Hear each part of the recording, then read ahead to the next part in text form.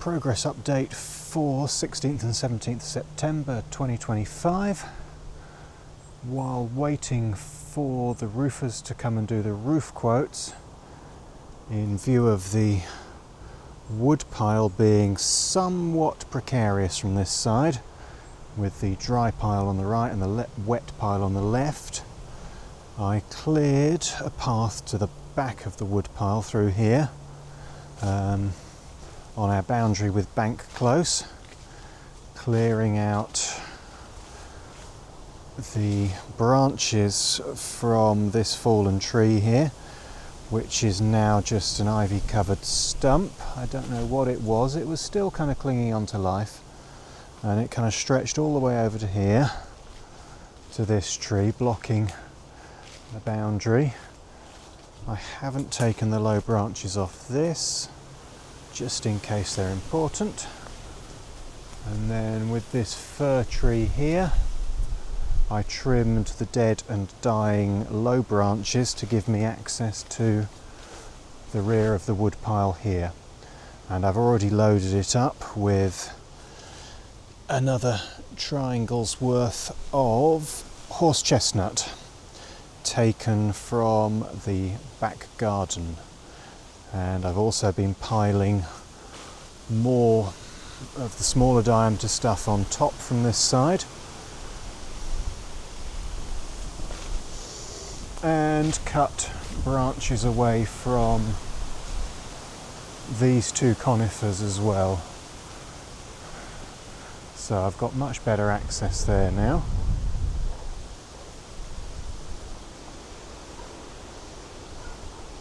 I'm very much enjoying not having the cap by the garage, which gives me more room for shredding and processing of wood.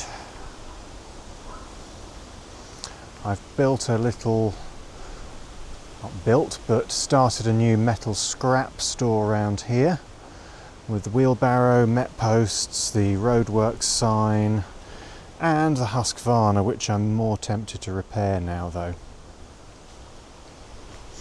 Quick look at the compost heap, which has significantly increased in size, with shreddings of brambles from the back lawn and also rakings from the last of the no-mow May patches that we left.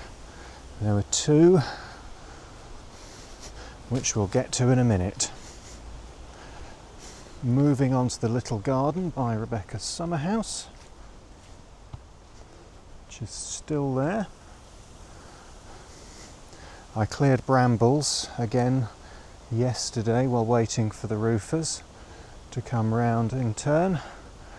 I cleaned around the yucca plants, the roses, and got to about here where we have the rose bay willow herb infestation, but there's good margins around the roses, and we've uncovered the ferns, and around quite a lot of the brambles I ended up disturbing little white bulbs, which I've tried to rebury. So we'll see what they turn into next year.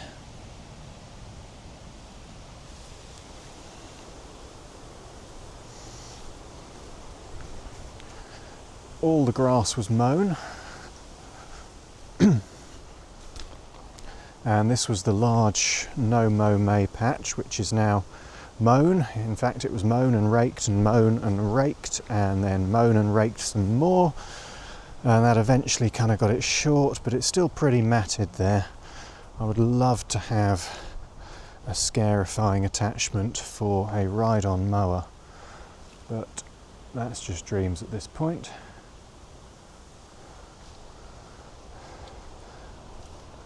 The rest of the front lawn was mown.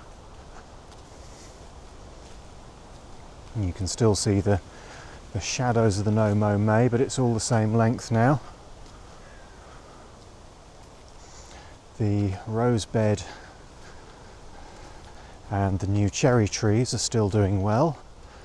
I've got a few more brambles to dig out of the rose bed. I'm just having to wait for them to grow and show themselves where they'd previously been mown or cut off at ground level, but overall we're winning on the brambles, and there's some fantastic crops of mushrooms.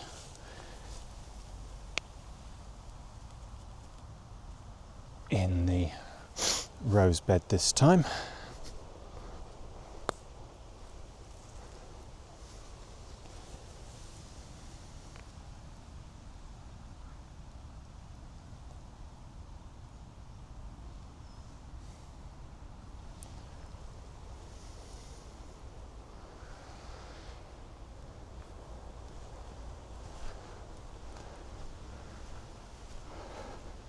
The horse chestnut here is as brown and tired as all the others I've seen around the country. After the hot summer, cherry tree looking good, cherry tree looking good, and another cherry tree looking good. Got good apples on this tree, and now we'll quickly run back to where the rest of my efforts were concentrated.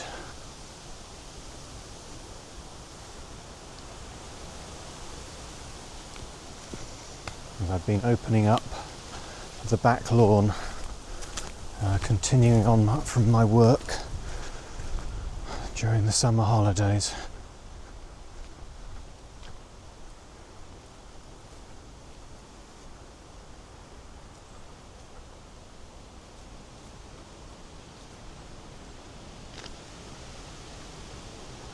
So, it's getting really quite clear here now. This is all the area I'd cleared previously with holly and a conifer blocking access to the lawn, and then I'd made inroads into this section, but this is what I've done today.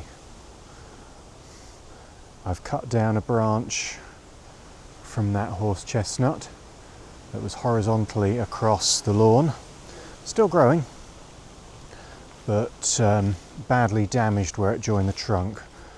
The wood was torn, but enough remained for it to remain alive. And I cleared brambles and the branches of the horse chestnut all the way up to this other fallen tree, which I think is somewhat deader than the chestnut. Don't know what it is actually. It might be a giant hawthorn, I'm really not sure. Anyway, very dead. But I made a decision not to tackle that this time, and instead to clear brambles all the way up to the rear corner of the pond and the old urn that stands just behind it. So there you can just see the ivy covered outline of the pond or greenhouse, I actually forget which, and we can now walk pretty much all the way to the back fence.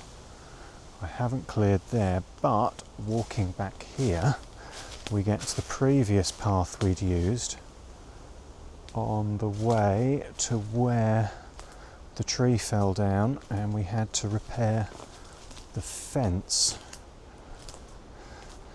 That's our fence repair there. So we now have another way round the back here. I'll just show you in a continuous walk.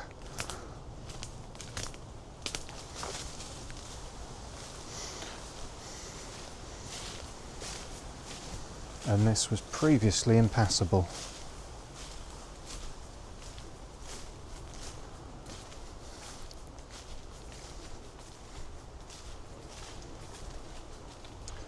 And that's as far as I've got with the clearance today. It's now 5:15 and I'm mostly into the tidying up and getting ready to leave. I might take another elderberry, but I think I'd probably best just pack up because I want to do still photographs and eat and make sure I've packed everything into the car before I leave. But rear lawn, get through to the back there and also just about through here.